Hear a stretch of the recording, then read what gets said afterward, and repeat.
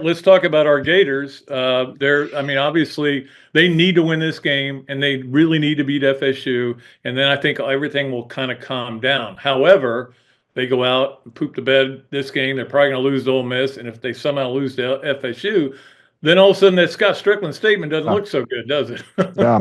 It was kind of an ambiguous statement to me. It anyway. was, yeah. I don't know the reason why. I mean, maybe with the upcoming signing period and the transfer portal opening, it was important to make that statement. But, I think there's still a lot of work to be done to figure out just where you are as you head into the offseason. I've been very encouraged by the improvement of the offensive line, by the improvement of the defensive line, by the effort this team has played with, the commitment they have to their coach. Everybody you talk to talks about how much they love playing for Coach Napier. If you could just get that, whatever's missing, it's so hard. I was walking my dogs the other day. I'm thinking, like, what is the right thing to do? What is this? What are we missing to keep us from being where we should be in the hierarchy of the SEC? And I guess if I knew, if Scott Strickland knew, he'd push those buttons. But it's been elusive for whatever reason. Another duly noted podcast comes to you from the Coach's Podcast Room at Spurrier's Gridiron Grill in Celebration Point. Okay, welcome into another duly noted podcast presented by Titan MRI from the Meldon Law Dooley Dome Gator Studios.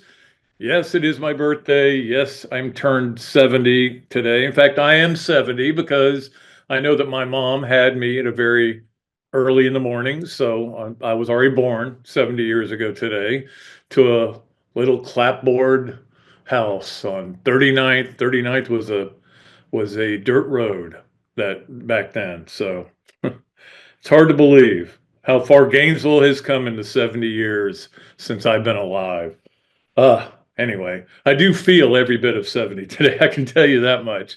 And thanks for all the birthday wishes. I tried to get back to everybody that I've already gotten a ton, obviously, from friends, and I really appreciate it. Today on the show, I wanted to have a special guest for our birthday show, and Chris Doering is that special guest. Love Chris Doering, and been a good friend for a long time. And so we'll have him on the show. Of course, Spurrier on Monday. Still not sure about next Thursday. I'm kind of running out of time, I guess would be the right thing. I guess that says a lot about running out of time. But I'm going to have somebody good on. I promise you that. That's all I know. We'll have somebody on next Thursday. That's the best I could do right now. I've got people working on things, and they just haven't quite come through for me yet. We'll see if they do or not. If they don't, then I'll go to the next, which will be just as good. All right, you don't want to hear any more about that. Let's get to our Gainesville Quarterback Club starting five. And the Gainesville Quarterback Club, James Smith was the speaker on Tuesday night. He was great. He gave a great presentation. Really enjoyed him. As I was leaving, he caught me from behind and says, "Hey, by the way, you had me ranked as one of the top 10 walk-ons at Florida. And then you came out with another list later and you bumped me out." And I'm like, "Oh, sorry. I'm sorry." So I told him another story about a player got mad at me. But he wasn't mad. He was just kidding around. He's a really good dude, man. He works over there with McGriff Insurance. So McGriff Williams Insurance. But just a really good guy. And, of course, started more games than any other Florida player because when you're a long snapper, you're considered a starter. And he did a great job as a long snapper. All right. So anyway, that was their guest Tuesday. This coming Tuesday, and this will be a special one. Graham Mertz is speaking to the Quarterback Club, and that'll be a lot of fun. I cannot wait to hear what he has to say. And, we all have questions for him, and we'll all ask him. But I've got to be careful because I don't want, like, usually I get up there and I can take shots at, coaches and players and everything. And I remember the year that they played that Sunday game, I said, this is the closest a lot of these guys on defense will come to playing on Sunday, which was a good joke. But when Graham Mertz is your speaker, you got to be a little bit more polite.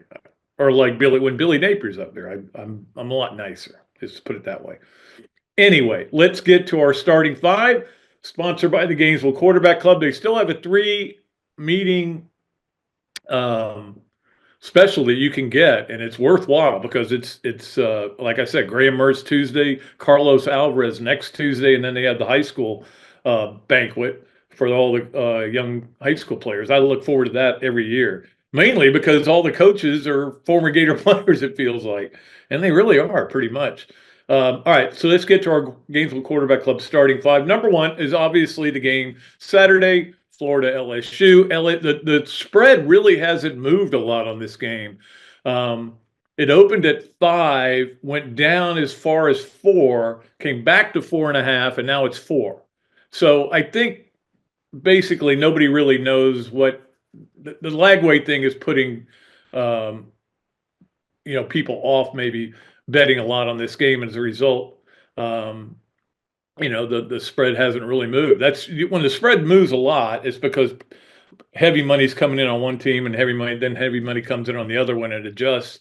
But when it's not moving, that tells you nobody's really sure what to think. And it's not a sellout right now. As we sit here Thursday afternoon, it is not a sellout. And I don't know if that's LSU's not traveling the way they usually do, or Florida fans just, they're tired of it. I mean, they're tired of losing, tired of going to the swamp and losing games. But I get it.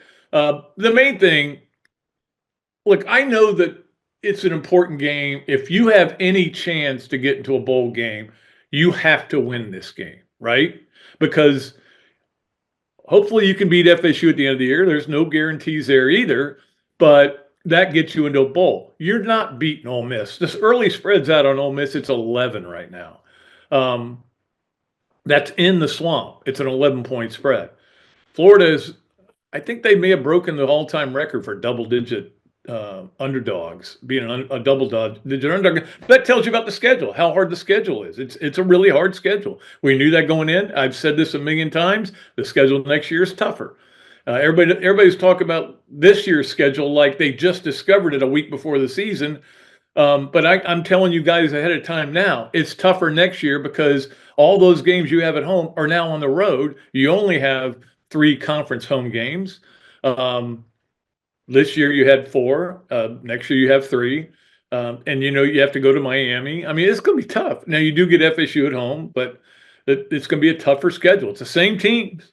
Now I will say this: a lot of guys will be gone. Carson Beck, Jackson Dart, a lot of the guys that you're facing now. Garrett Nussmeier, I would think, will be gone. So maybe that will make it a little bit easier. I don't know, but we'll see what happens. Florida does lead the series, but it's interesting why they lead the series. They lead the series 33-31-3. The reason is because LSU had to vacate 3 wins. I think it was like 2013 to 2015, somewhere in there, for violations they had. Although I got to be honest with you, vacating wins is the dumbest thing. It's one of those stupid NCAA things that they think really gonna cause your consternation among your fans. We can't cheat if we're gonna have to vacate wins. Well, who cares if you vacate wins? The only thing you should care about is you have to vacate titles. And if you don't have to vacate titles, the wins don't matter. You won the game, you played the game, you saw the game, you know that. But they, in their infinite wisdom, the NCAA thought this will be a deterrent. No, it's not a deterrent at all. I still think the answer to, if you want to make anything a deterrent, whatever it is, was storming the field, throwing things on the field, cheating, which I don't know if you can still cheat now. Is it possible to get caught for cheating? I guess so. Oklahoma just got put on a year's probation for it. I'm sorry, not Oklahoma. Yeah, it was Oklahoma. Yeah. No, it was USC. I'm sorry. I get confused with that Lincoln Riley stuff. It was USC that got put on a year's probation. Not really much effect on them, but I still think the answer is take away home games. To me, that is the answer. I mean, if you're gonna really hit teams hard in the pocketbook, you say, hey, you got to go on the road. You got to go on the road for this conference game. You were supposed to be at home, but you got to go on the road 2 years in a row. And we know it's possible because Florida did it with LSU back in the storm, the Hurricane Matthew deal, which is where my disgust for LSU kind of festered.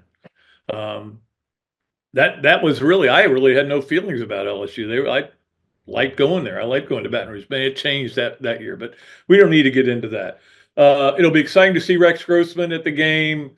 fact, I know he's having dinner with Coach Spurrier on Friday night. His whole family's coming up for this to be Mr. Two Bits. So that'll be really cool. It's great that they got him down here. And I will confess, he is one of the people I'm trying to get on the podcast. I'm just trying to get a phone number for him, and sometimes they're hard to get, as you know. Rex is a kind of a private guy, I guess. All right, that's number one on our Gainesville Quarterback Club starting five. Let's get to number two, and that is the Lagway situation. If DJ Lagway plays in the game, that may move the spread a point to one way or the other. Look, he's going to play. He's been practicing, limited basis, but he's been practicing. He's going to play. That's not the question. The question is, will he be effective?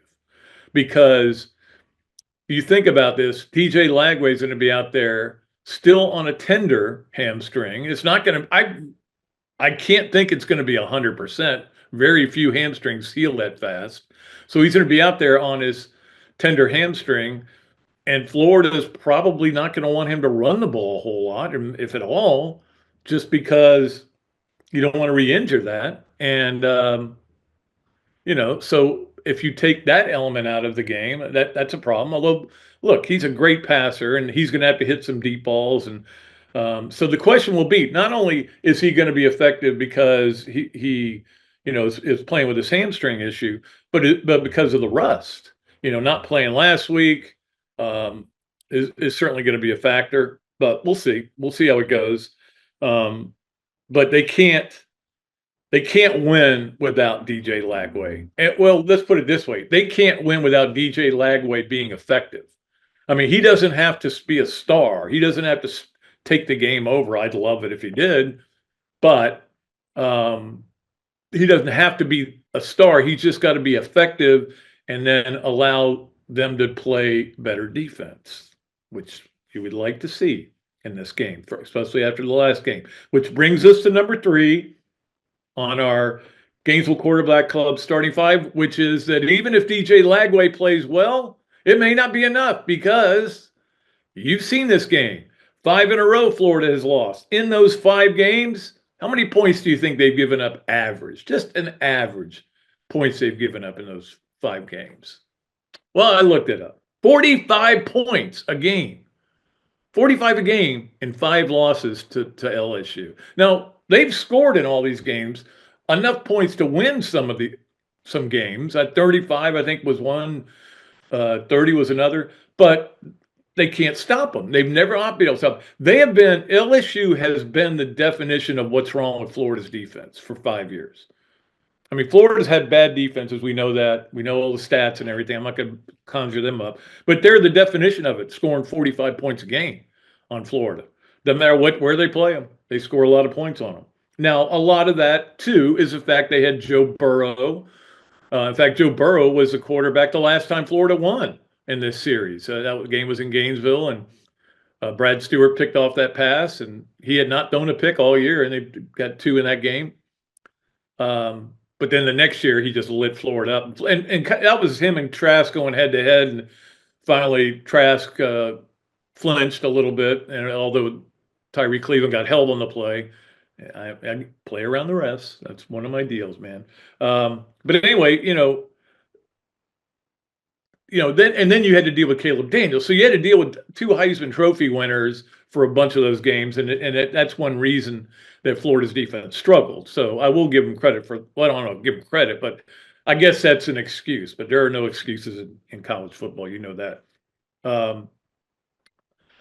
LSU, by the way, is last in the SEC in rushing offense. Now, LSU has come in here. Remember last year they came in here. No, 2 years ago they came in here and just ran all over Florida. Florida had no answer for them. 3 years ago, ran all over Florida. I think that was that Edwards Hilaire. That was the other guy. Anyway, they've always got somebody that's run all over Florida. But they haven't done it this year, and maybe they won't be able to do it this year. They're second in the SEC in passing, and Nussmeier's really talented guy, but he's also thrown 11 picks. The only guy who has more picks than him, Carson Beck. Maybe the 2 best quarterbacks in the SEC have the most interceptions. I don't think either one's winning the Heisman. I don't know, or who is the best quarterback in the SEC? I don't know who it is really. It might be Jackson Dart. You can make that argument. Anyway, all right. So that's number 3, and let's get to number 4. Yeah, it was.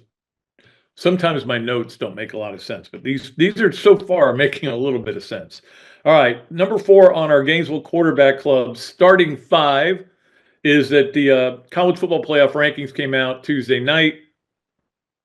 I do like this, that once they start, they go right through it. I mean, there's a little bit of pause, but it's not, let's come back after this break. We'll show you 19 through 15 or whatever. I do like that. But anyway, they don't matter, but they matter. You know what I mean? Like the polls right now can change drastically. There's a lot of things to be critical of the committee right now. It seems like they're playing with different rules sometimes, and they don't. It's not who you play; it's how many games you lose. They're disrespecting some teams. I think Army, certainly Indiana. A lot of people feel like they're disrespecting, although Indiana's beaten nobody. And that's part of their problem. They're one loss away from probably not making the playoff.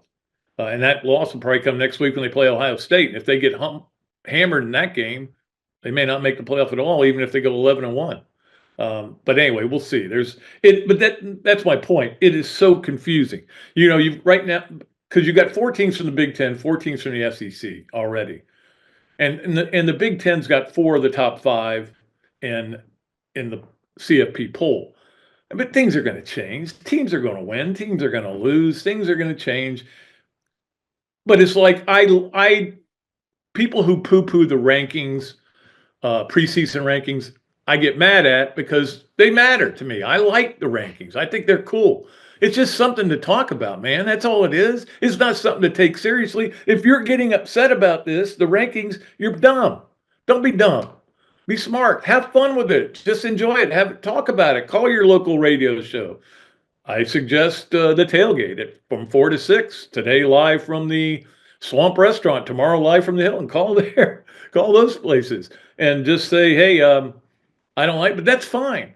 It's fine to disagree, but it's not fine to think it's a huge deal right now. It's not a huge deal now. It will be in a few weeks, as you know.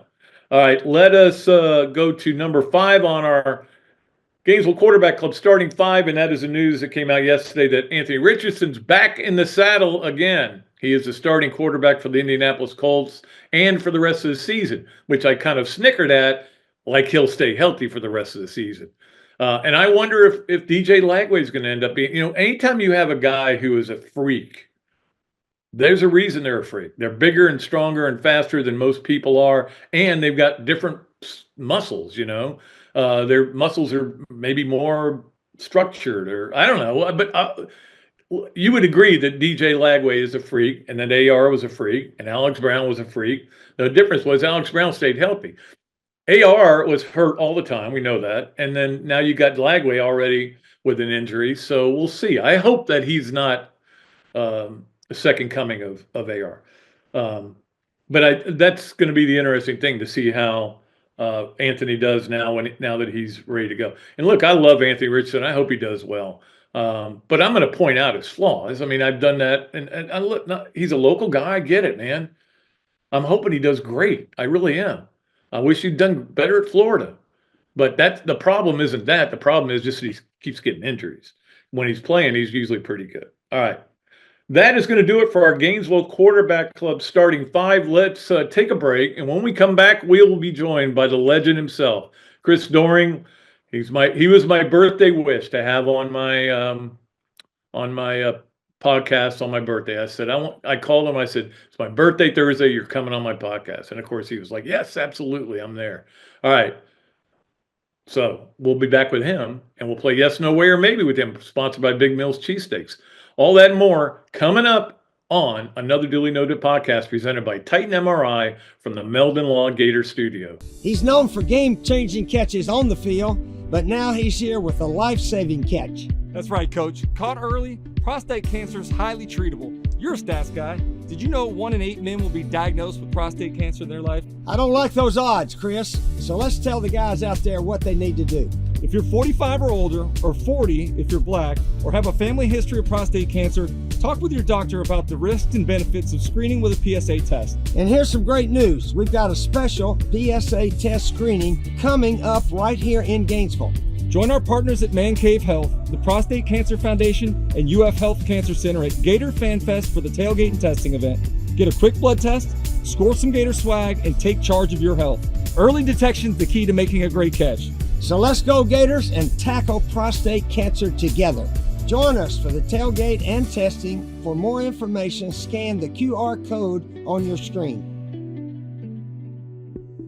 Gator fans, football season is here. What's better than seeing the Gators back on the field? Easy. Seeing amazing speakers and fellow Gator fans weekly at the Gainesville Quarterback Club. Held every Tuesday night of a home game at the Best Western Gateway Grand. Enjoy happy hour, great food, valuable insights from yours truly and Andy Staples, plus notable speakers throughout the season.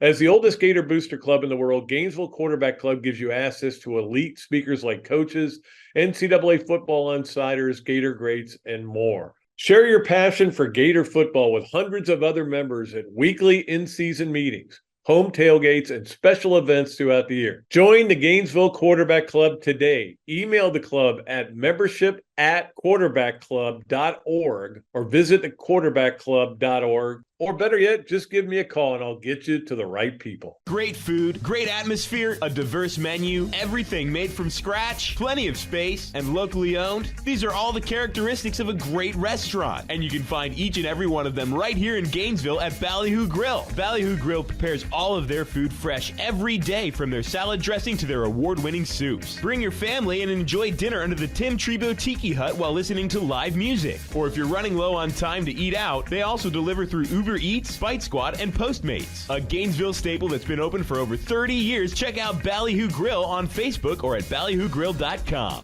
Okay, and welcome back to another Dooley Noted podcast presented by Titan MRI from the Meldon Law Gator Studios. And it's a great pleasure to bring on, as I said, my birthday wish was to have Chris Doering on the show on my birthday. So that's who we have. It's great to see his beautiful face there. How you doing, Chrissy? Happy birthday, man. I am honored to be on that wish list. I'm sitting in Mobile, Alabama right now. You asked me about being on. I would not miss this as you celebrate your 70th year on this planet. And I was thinking back. I think I was at one of your, I know I've been at multiple birthdays of yours, but I think there was one even dating back to when I was a college player, or either that or maybe it was just the chili day that we did. But I thought that was in conjunction with your birthday too. Am I misremembering? Well, no, you definitely came to my 50th because that was when you brought Danny. Yeah. and like everybody's like, what? Is that Danny Werfel? I go, yeah, yes it is. Yeah. No, real stars. The stars of the party were me and Nick Gillum. I mean, let's be honest. Danny, you'd be good to hang in other settings, but a party is not, he's not going to really flourish at a party. Yeah, I think the biggest problem with me on that party was that everybody brought brown liquor for a present, and when the day was over, there was no brown liquor left. And I'm not going to say who was involved in that, but next day we had to go do a remote at a Chili's or something like that, and for the South Carolina game, and I'm like barely can walk. I mean, I'm like blah, blah, blah. That was 20 years ago. I mean, could you imagine trying to do that now at your age of 70? I can't believe you're 70. I can't believe I'm 51, but I can't believe you're 70, man. 70 seems like an old man. Sounds old. You're not there yet. You're doing all right. I'm proud of you. It's like Mickey Mantle said, if I knew I was going to live this long, I'd taken better care of myself. That's right. All right, let's talk some football. I know you're there for a charity function, but you're heading up to Charlotte, and I know it's going to be a lively. Look, the SEC for the last 2 weeks, in my opinion, has had to carry college football because there hasn't been a whole lot of great games to watch, and this week it's dog everywhere except in the SEC. It's so crazy to think about the offseason conversations we had about how angry we were about NIL and transfer portal stuff and all the negativity around the congressional settlement and what was going to happen to the future of college football. And here we sit in the conference where all of this drama is being created. And I don't know if you've seen the numbers of viewership numbers that ABC and ESPN have put out every week, but the lineups of triple headers that the SEC has been able to roll out there has been fantastic. Seems like fan interest is at an all-time high. We have a ton of fan bases that are involved in some serious races, not only to the college football playoff, but getting to Atlanta. I mean, it is a lot of fun, and it's going to be high drama over the next 3 weeks. I honestly believe, Pat, that we can end up with 6, maybe even 7 10-2 teams in the SEC when it's all said and done. Yeah, I mean, it's going to be interesting to see, how many teams, which 2 teams end up with the tiebreakers, because right now you've got 8 teams that have 2 or fewer losses in conference play, and a lot of them are playing each other, and of course one of them is the game of the week, really, the Tennessee Georgia game. It would be the game of the week. I'm surprised. Are you surprised Tennessee is such a big underdog? I'm not surprised that they're a big underdog. I think some of that has to do with the questionability of Nico and what he'll be able to do if he is able to play. But also, I mean, look at the dominance the last couple of years of Georgia over Tennessee. Yeah. Tennessee's best team that they've had in a long time was that team in 2022 that went to Athens, and Georgia just completely dismantled them. And I think what you saw in that game was the blueprint for how you beat Josh Heupel's offense, and that's being really physical with them. Physical up the middle. It's not bringing pressure off the edges. With the quarterback's short set in that offense, the way that they have their deep choice routes and having to have the quarterback ready to throw quicker, they don't take a deep set. So coming from the edges doesn't do the same thing as it does to other teams. You got to bring pressure up the middle. So they've had success with that. And really, I think one of the downfalls for Tennessee's offense this year has been the inconsistency of the receivers. These guys are not great against press coverage. So be physical with them on the outside and take away some of the timing in that offense that's, allows them to hit some of those deep shots. They have not been good on the deep throws, whether it's been errant passes or whether it's been drop footballs. If I'm Georgia, I'm making them beat me over the top, and I'm bringing pressure to see if I can try to disrupt a quarterback that's still in his first year as a starter there. Yeah, and who knows whether he'll be. I think he'll probably play. We'll have to wait and see. Yeah. You're right about the way to attack that defense or that offense, that Josh Heupel offense. But my thing is, does Dylan Sampson get into the Heisman race this week? Because let's say he goes for 180 and 3 touchdowns and they win the game. And you look at his numbers; they're right up there with everybody's. Yeah, I mean, I think obviously the running back position is kind of an afterthought as it relates to the Heisman Trophy these days, all about quarterback play. But I do think Dylan Sampson is deserving of a ton of credit, whether it's a trip to New York for the Heisman finalists or whether it's just talking about him a little bit more, because I'm not sure enough folks outside of the SEC really understand how important he's been to this team. Let's make no mistake about it. Tennessee is a defensive team that runs the football really well. And you think, well, glass half full. What if they could put together the passing game? How dangerous would this team be? But Dylan Sampson, I was watching the tape yesterday on my flight to Mobile. He has an innate ability to slip through the smallest holes. That offensive line, it's not like they're opening up a ton of gaping holes, but with their gap scheme, guys pulling around, he can get behind them and then find a little crease that he's able to hit. He's not the biggest dude, but he runs with a lot of physicality and always finishes falling forward. Yeah, that's the thing. Florida contained him for most of the game when they played him. And then he had some, but again, the runs he had were just little crease runs. And then, of course, scored the winning touchdown in overtime. But Florida did a pretty good job of containing him. And I'm sure Georgia's going to look at that game plan as well. Let's talk about the Georgia quarterback, though, Carson Beck, who is apparently going after John Reeves' record for most interceptions in a season. It's unbelievable. He's leading the SEC in most picks. Isn't it funny how the perception of a player can change so much? I mean, this guy, I had him as my number 1 quarterback heading into the season. I think a lot of people did. And then all of a sudden he was vilified as this unlikable character for Georgia, driving around in a Lambo. He's got all the finest clothes, dating a Cavender twin. Like, a lot of people dislike. I actually feel sorry for him right now. I feel sorry for him because I feel like he's being asked to do too much. The pieces around the Georgia quarterback are not what they used to be. Brock Bowers and Ladd McConkey are 2 of the best rookies in the NFL right now. You don't have Dejon Edwards and Kendall Milton behind you anymore. You don't have an offensive line that's blocking worth a damn. them for you. 5 sacks by Ole Miss defenders. And each of those 5 sacks, they only rushed 4 or less rushers, so they weren't even blitzing to try to get home. And then you don't have any run game either. I mean, 1.8 yards per carry last week against Ole Miss. It's not a typical Georgia offensive line that we see. And just trying to find guys that can get open for him. And then if they are open, catching the football, like that's been a challenge. They're the number 1 team in the country when it comes to drops. Just a lot that they're asking him to do. And I think he feels that pressure. And I think he's trying to make a lot of plays when they're not there because he's not surrounded with enough people that are doing their part. Yeah, absolutely. Speaking of people not doing their part, let's talk about our Gators. Obviously they need to win this game and they really need to beat FSU. And then I think everything will kind of calm down. However, they go out and poop the bed this game. They're probably going to lose to Ole Miss. And if they somehow lose to FSU, then all of a sudden that Scott Strickland statement doesn't look so good, does it? Yeah. It was kind of an ambiguous statement to me. It anyway. was, yeah. I don't know the reason why. I mean, maybe with the upcoming signing period and the transfer portal opening, it was important to make that statement. But, I think there's still a lot of work to be done to figure out just where you are as you head into the offseason. I've been very encouraged by the improvement of the offensive line, by the improvement of the defensive line, by the effort this team has played with, the commitment they have to their coach. Everybody you talk to talks about how much they love playing for Coach Napier. If you could just get that, whatever's missing, it's so hard. I was walking my dogs the other day. I'm thinking, like, what is the right thing to do? What is this? What are we missing to keep us from being where we should be in the hierarchy of the SEC? And I guess if I knew, if Scott Strickland knew, he'd push those buttons. But it's been elusive for whatever reason. You talk about this ball game, Pat. Like, this should be a game. It comes down to DJ Lagway and his health. If DJ Lagway can go, if he's healthy enough to be himself, this is a great matchup. This is the 16th rated rush defense in the conference, dead last. They don't do a great job of stopping the run, and they certainly don't do a good job of stopping the run by a mobile quarterback, dating back to Lenora Sellers when South Carolina, they were able to run all over them. Marcel Reed a couple weeks ago in the second half, Jalen Milroe last week.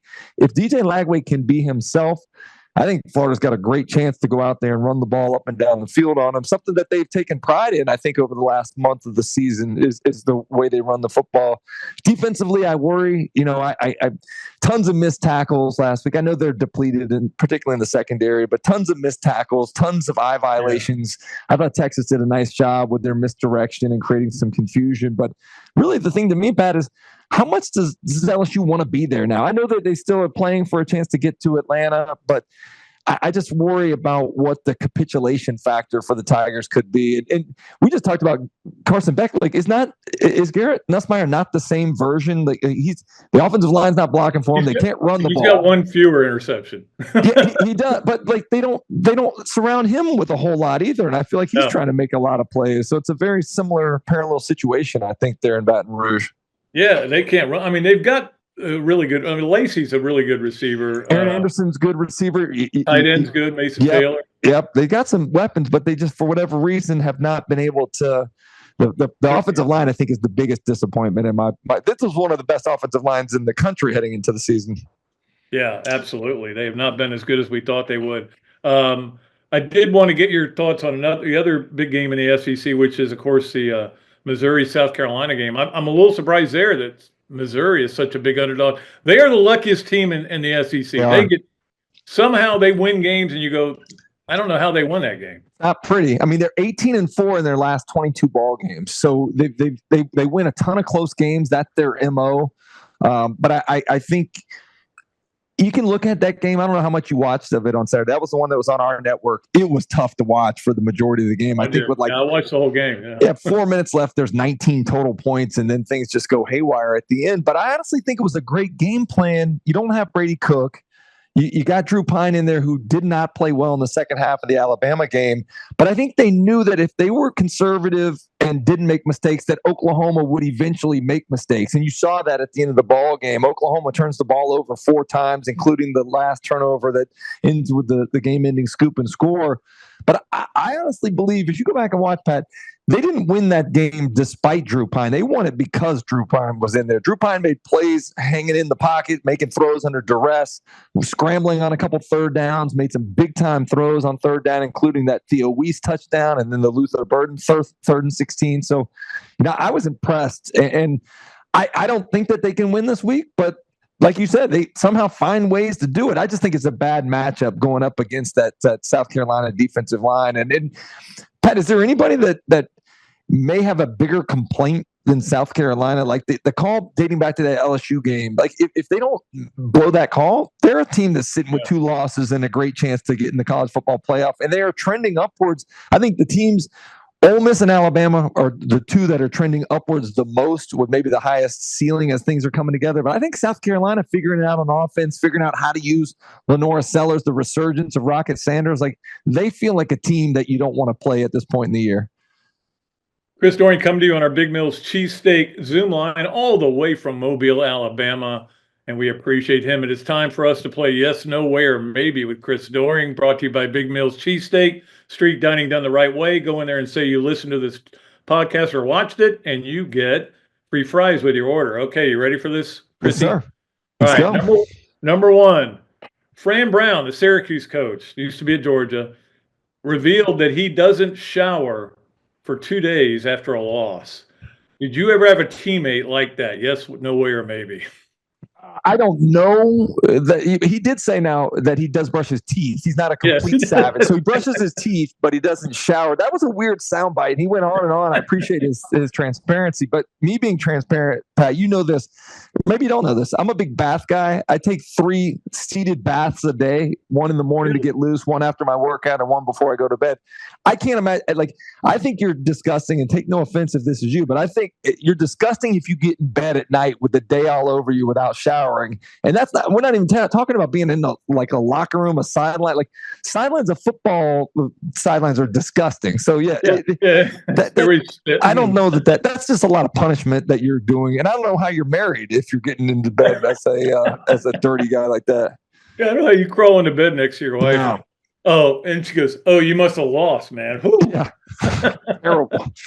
All right, number 2, Georgia throttles Tennessee. Yes, no way, or maybe? Yes, I think they throttle them, and by throttling, that's a variable kind of term there. But I think they win by 2 scores. I think it's a 14-point win or more. I think it's a bad matchup for Tennessee, and they're going to catch a Georgia team that realizes that they don't have much margin for error, and I think they come out and dictate the way the game's played. Yeah, what did you think of Georgia being? I mean, I had them out of my top 12, but I mean, for them to be left out of the top 12 right now they can get right back in if they beat Tennessee. It'll all work itself out, but I do think it's a kind of an indictment of the committee's inconsistency. Like, it seems to me that they almost value good losses better than they do with quality wins. Like, what does Texas? Who have they beaten to be on that? In that 3rd spot there. What about Penn State? The Penn State thing is the biggest joke. The fact you got 4 Big Ten teams in the top 5, those teams are going to get exposed when they get into the playoff. But I would say, Georgia's going to work their way in. But Georgia's schedule, we didn't give it enough credit in the offseason for being as difficult as it was, because they're Georgia. We expect them to show up and just win. But this has been a gauntlet for them. And if they end up somehow in the playoff and maybe even winning a championship, I said it the other day, this will be Kirby Smart's best coaching job by far. Yeah, well, I will say this. I did talk about their schedule, and I didn't have them in my, as a team that I thought could do really well this year, because they had to go to Ole Miss, they had to go to Texas, they had to go to Alabama, Tuscaloosa. Alabama. I had to go to Alabama. Yeah. And I said they may have a struggle because they're used to having like 1 big game a year, and that's it. I picked them to go 10-2. I think they still probably finish out that way, but it has definitely been.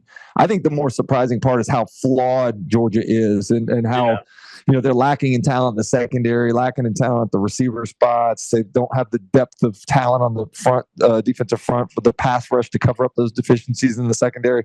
It's a result of NIL. You're seeing talent distribution like we've never seen it before. Absolutely. All right. Finally, on yes, no way, or maybe, you have either the football from the Kentucky, Doring's got a touchdown game, or the FSU game where you broke the record.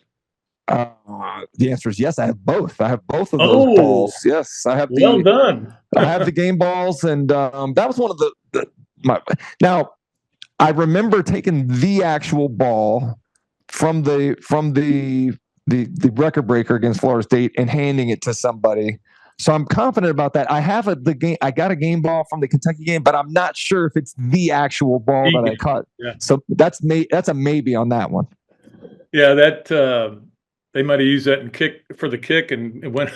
Yeah, were you ever in the locker room in the post game? You probably didn't get access until we were actually, showered or whatever. But like one of the favorite things for any winning team, but especially with Coach Spurrier, was him throwing out game balls afterwards and getting acknowledged for the job that you did, man. I'm a big words of affirmation guy. Like I need to have that sort of feedback. And so when you got a game ball after a win from Coach Spurrier, it was a big deal.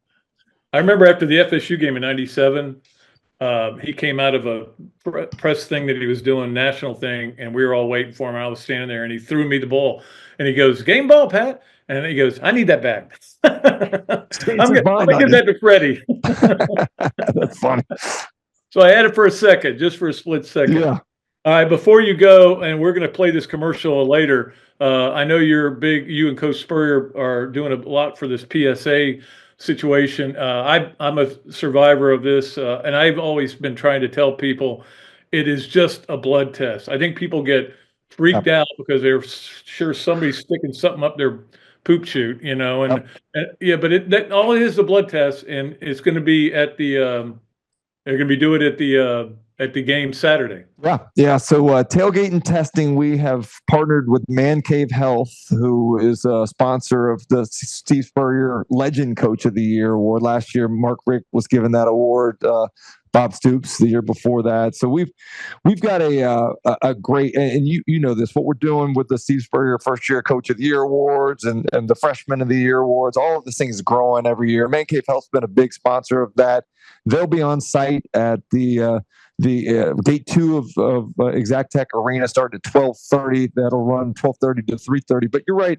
It's not only about testing. I think it's about education. And there's a lot of misconceptions.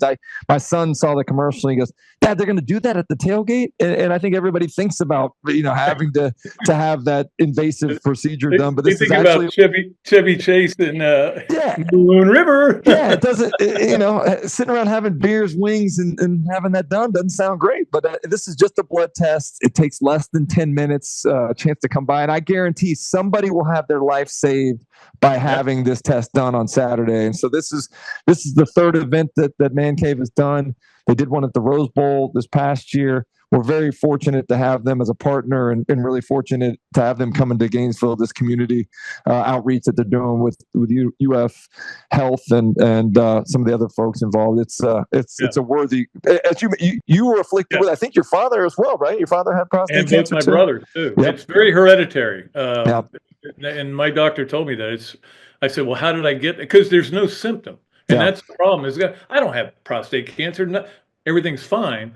But then you go and you get your blood test, you find out you got it. So it's just important to get that. And now also the surgeries are not as invasive. Everything's a lot better than it was back 20 years ago when I had it. But anyway, hey, you were the best birthday present I could have. Oh man, hey, it means a lot to me that you wanted to. You've been a great friend for a long time, and really appreciate it. Happy 70th birthday! Hopefully, you and Karen have a celebration tonight, and I look forward to catching up with you soon, man. Yeah, you're gonna owe me a shot. Don't forget. I got you, man. All right, we'll be back with more of another Dooley Noted podcast presented by Titan MRI from the Meldon Law Studios right after this break. Meldon Law has been serving personal injury victims since 1971. In those days, Jeffrey Meldon's presence as an attorney in the music scene dubbed him with the nickname the Hippie Attorney. And although times have changed, two things haven't: our commitment to bettering our community by helping the injured, Albert, are you ready to go to the game? and our love for the Florida Gators. If you bleed orange and blue, Meldon Law is the firm for you. Titan MRI, North Central Florida's premier independent diagnostic testing MRI facility. At Titan MRI, we're focused on you, the patient, having a great customer experience. Our MRI equipment is modern and 75% quieter than any unit in its class. And our MRI unit has one of the largest openings of any of the newer high-strength MRI units, which allows comfortable scanning for potential claustrophobic and larger patients. At Titan MRI, we look forward to serving you. Adams Rib Company has been a staple of Gainesville for more than a decade and a staple of the Dooley house ever since Kelsey's teeth came in. The first time I walked into Adams, I told my daughter that the green beans are always a test of a great barbecue restaurant, and they were perfect. You know about the ribs that melt in your mouth, and my favorite, the turkey plate. But be sure to go in on Fridays for Nana's Fish Nuggets. They will melt in your mouth. Adams Rib Co., a Gainesville great. Okay, welcome back to another Dooley Noted podcast presented by Titan MRI from the Meldon Law Gator Studios. Birthday edition, I guess you could say. We appreciate everybody who wishes happy birthday to me and to anybody out there. But the other thing is, I just appreciate all of our listeners, callers, talkers, everybody that's is involved in my life, whether they know it or not. And that includes Zach. I don't know, Zach, when is your birthday? We have to find that out. I'm a June 7th. June 7th. Okay. Well, the cool people are all born in November, as we know. So there you go. Yeah.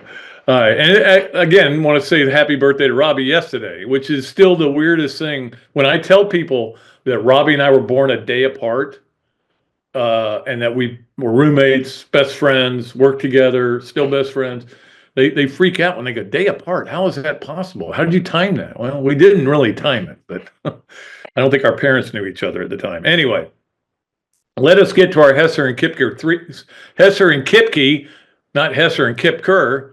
Hesser and Kipke, three things. And of course, Hesser and Kipke is a Gainesville firm here for your needs in family law or workers' compensation. Call or text Ken and Jennifer 24/7 at 352-339-9920. Hesser and Kipke, nearly 50 years of combined legal experience. So I was like 20. And about to celebrate their 5th anniversary in January. All right, Hesser and Kipke, we love them so much and appreciate them. Hesser and Kipke, three things. Let's start with number one. Last night in college football, no, there was nothing good to watch. You're absolutely right. But you might have been watching the Kent State game because you might have had a pick on that game. Well, Kent State took its first lead of the year. They scored the first touchdown. They went up 7-0. They were playing Miami of Ohio. First lead of the year. Can you imagine that? That's pretty dire. They lost, of course, the game itself, and now they are at 0-10. They are the only winless team in Division I football. It's a tough time for Kent State. That's Nick Saban's whole school. I was curious, so I looked it up. This is the scoring against them this year. They are losing 448 to 143 in points. It's going to be hard to win a game when you're losing like that. But poor Kent State, feel bad for them, but somebody's got to lose every game, right? Somebody's losing every game that's ever played in the history of the world. They've always lost. Well, not in the history of the world because we used to have stupid ties and those are done. But anyway, let's move on to our number two. And that is, and it literally out of nowhere, this happened to me as far as I'm concerned. The Cleveland Cavaliers are 13-0. And I'm like, 13-0? How did Cleveland get so good? Isn't that where LeBron used to play? And I don't pay much attention to the NBA during the regular season. I've talked about that before. I'm not going to talk about it again, but I may want to pay attention to these guys. I knew Donovan Mitchell was on the team, but I went back and said, what's happening here? Why is their team so good? And the reason, and again, I'm not an NBA guy, but Darius Garland had 25 last night. He's averaging like 20 a game. He's a really good player, and maybe you've never heard of him. I have heard of him. The only reason I'd heard of him is he was at Vanderbilt. He went to Vanderbilt. He was a 5-star, big-time recruit I think that was a Stackhouse recruit. And that was a big deal when they got him. But 5 games in, he tore his meniscus and never played and just went to the pros right away. So that might have made a huge difference in his career, but not in Darius Garland's career, because he's doing really well right now. So anyway, congratulations to them for being 13-0. Could they go 82-0? Ooh. So who loses? That could be a good question. Who loses first, the Cavs or the Chiefs? Now, I would say the Cavs, because they're going to play more games, and then the Chiefs play one, then they play 2, 3, and then the Chiefs play one. So, but I don't know. I'm not going to make it the Leonardo's quick pick, because I think that would be too easy. All right, that is number 2. Number 3 on our Hesser and Kipke 3 things. The NCAA is they've been talking about this for a while. I'm trying to think of the right wording to put this in. Eventually, the college basketball tournament is going to expand. Everybody agrees it's going to expand, probably to 72, maybe to 74, maybe to 76, somewhere in there. But everything they're talking about, it doesn't sound like it's really going to get more teams in that are Power 5 teams. It'll let more of the Group of 5 and more mid-majors, which I know they hate being called mid-majors, but into the tournament. But the whole point of this thing is the Charlie Baker, who is the head of the NCAA, went on Dan Patrick and mentioned it, and it became a big news story. And man, people started losing their minds because and I know the feeling, man. Different people have already reported this, like in this summer. There were several people that were tweeting, "Hey, here's my story from July. Here's my story from August where we talked about this." Yeah, but when it's only going to be a story now when it happens. It's not going to be a story that it might happen. But I understand that. I've been in that same exact boat where you sit there and you go, I wrote that story already a long time ago.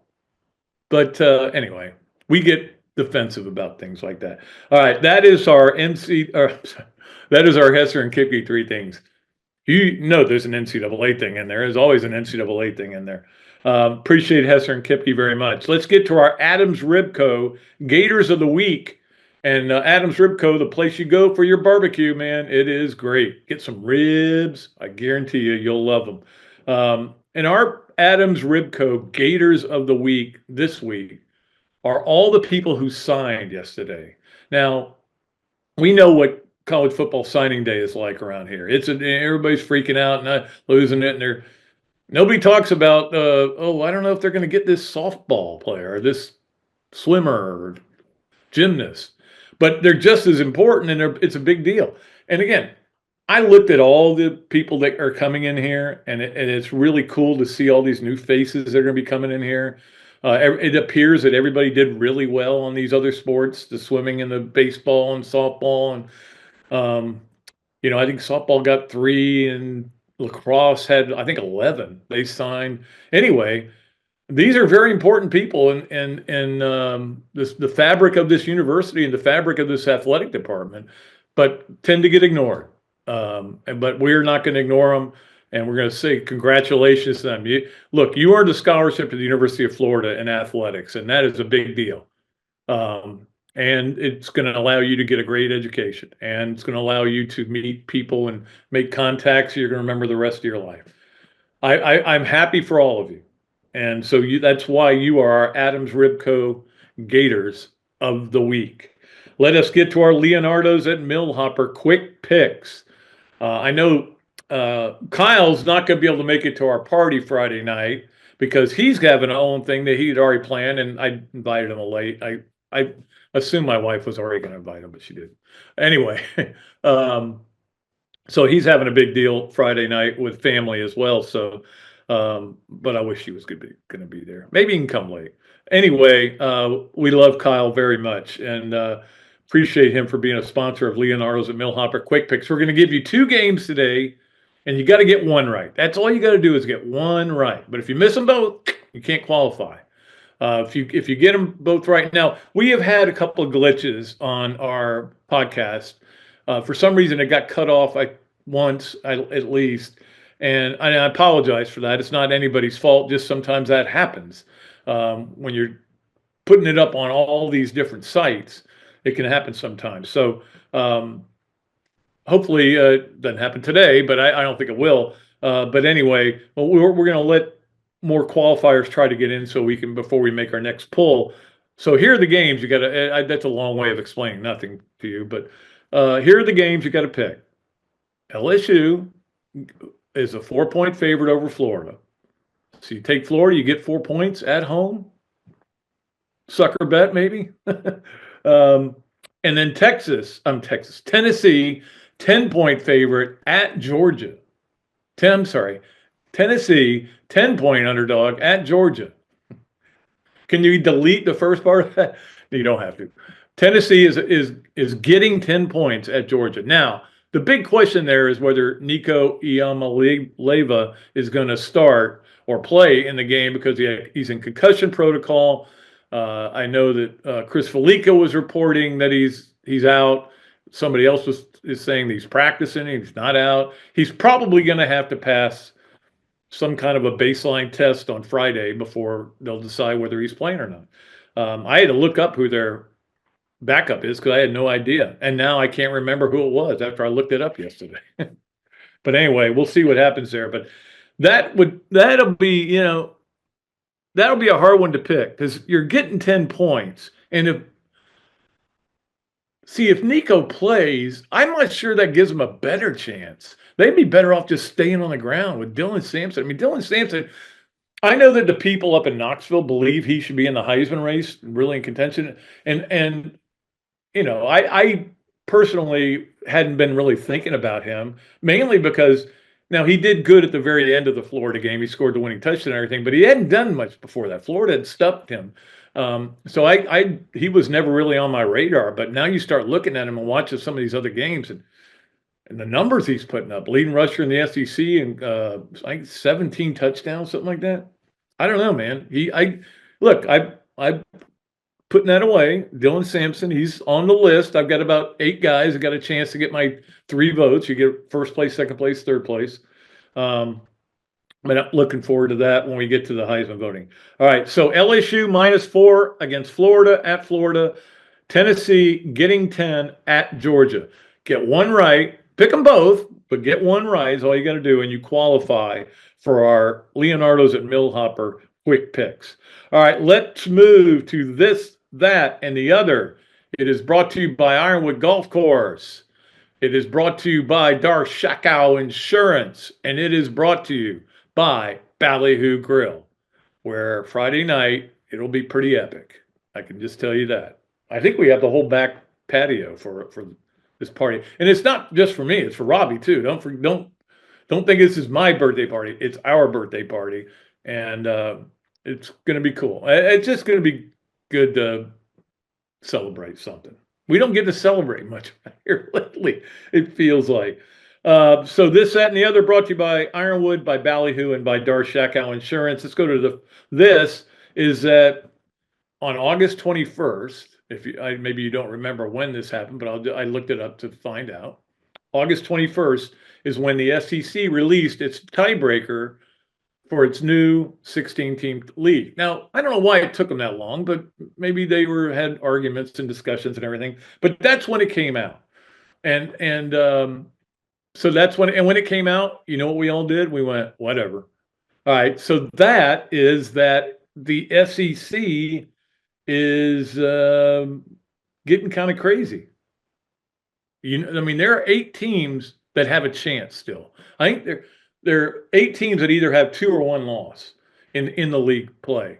So, weird things have to happen for one team to get in, one team not to get in. But anyway, those are the so I looked them up. That's that. I looked them up because I was curious what they were. And it's the usual stuff. Head-to-heads first, and then it's the record against the other teams that tie and record against the best team that's not in it. There's all these things that sometimes are very confusing.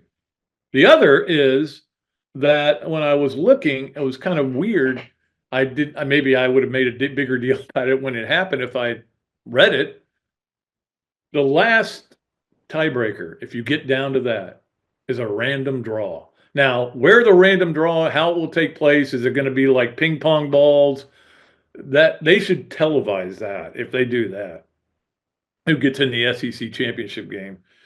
And let me tell you what, if Alabama comes up, man, people are going to yell. And the reason is because it'll take place in Birmingham.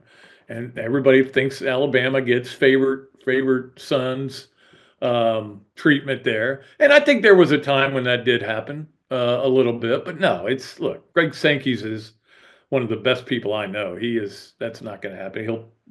He believes in all 16 teams. Let's just put it that way. So that'll be interesting if we get to that point. And I don't think it'll happen. I don't think we'll get down to that, but I would highly recommend you find a way to televise it. Okay? Just listen to me, guys. Pay-per-view. You'll make money on it. I promise you that. Well, how about if we just show it on the podcast, okay? And we can sell advertising for it. That'd be great. All right. Appreciate our friends at Darshakow, at Ironwood, and at Ballyhoo. Bill Reichert. Rick Reichert, of course, baseball player, is his brother. I'm sorry. Bill Reichert. Can't wait to see him tomorrow night. We're going to have a good time. All right. Let us move to our Florida Surf Club Upset Alert, brought to you by the Florida Surf Club.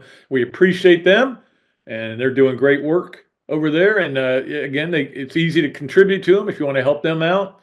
And as a former surfer, I am very happy that they're a sponsor. So the upset alert, and here's where it's coming to me. Missouri at South Carolina. Missouri is getting 13.5 points. Missouri is the luckiest team in college football. We talked about that with Coach Spurrier on Monday.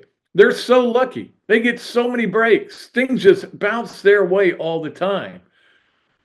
Sometimes you make your own luck too, but 13.5 at South Carolina seems like a lot of points. Now, the upset alert would really be more betting the spread than it would be outright win. But I can see Missouri. Look, the way Missouri's won all these games, nothing would surprise me. Nothing. But anyway, that's our upset alert. Missouri getting all those points at South Carolina. All right. Let's move on to our Hugh Cain Allstate Mayhem moment.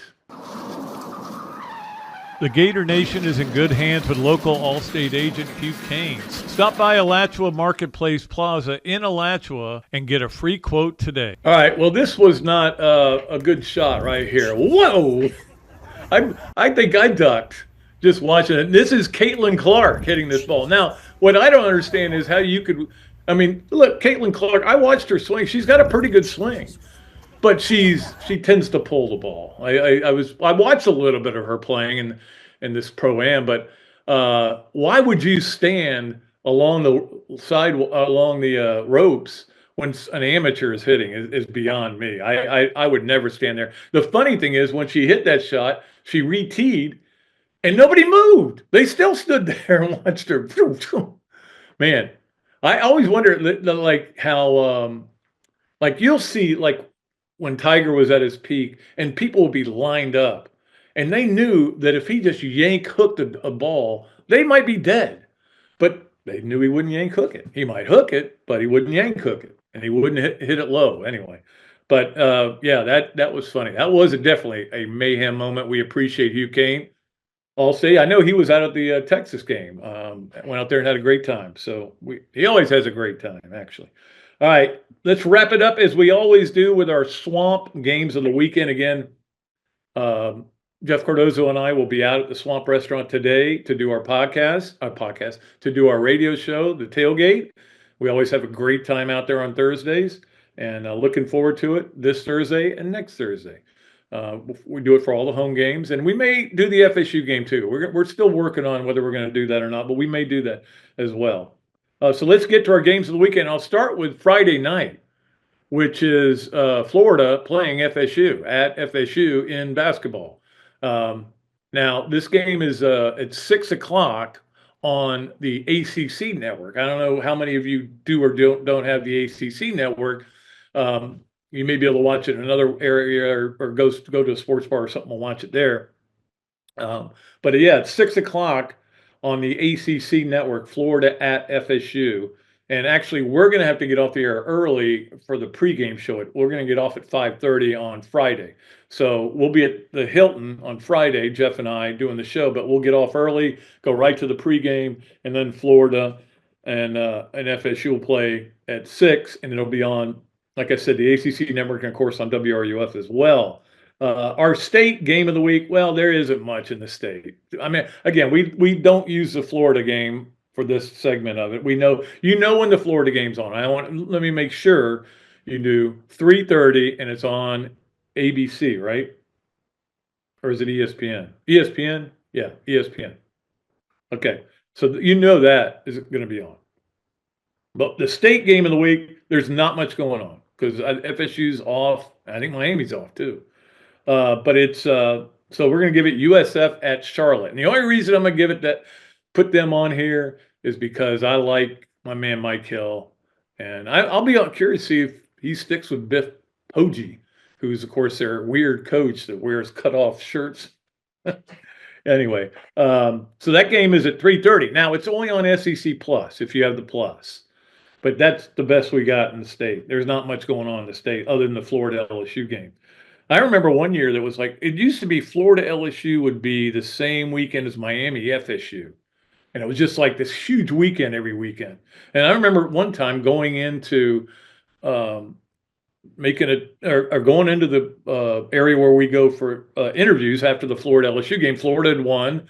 And so we go into the meeting room where they have it. And somebody sat down and they go, somebody just went, "You won't believe it." I go, "What?" They go, "FSU missed a kick wide right again and lost to Miami just this moment." And the reason I said, well, I wondered what would happen. You could hear the crowd out in the stadium. They were watching it on the big screen when it went wide. No, those are the good old days when FSU was bad, and actually FSU was good, and Florida was really good too. A lot of fun. Miami was really good too. What happened? Miami's still good. All right, let's get to our SEC game, and that would be to me the Missouri at South Carolina game. This is a game that I want to see. 4:15 on the SEC channel, so that'll be on the second TV with the Florida game on the first TV, of course. But in the reason that's our SEC game because the national game is Tennessee at Georgia, 7:30. That is on ABC. And the reason that's our national game is there ain't much else. I talked about this before. Why the double buys I liked at first, and now I hate them. I don't like double buys because when you do that, it gives people more chance not to play anybody. So either people are playing Mercer, Alabama, or they're playing nobody and taking the week off before a rivalry game, like Florida State is before the Florida game. Florida's playing Ole Miss before their rivalry game. Okay, let's just figure that out. I really can't, to be honest with you. All right, that's going to do it. We appreciate everybody for listening, for calling, and we certainly appreciate Zach. Wouldn't be here without him, man. He does a great job producing this show. We'll be back with another show on Monday. Coach Spurrier will join us. We'll talk about the Florida LSU game. Until then, I am Pat Dooley. I am deep. I am way back, and I am out of here.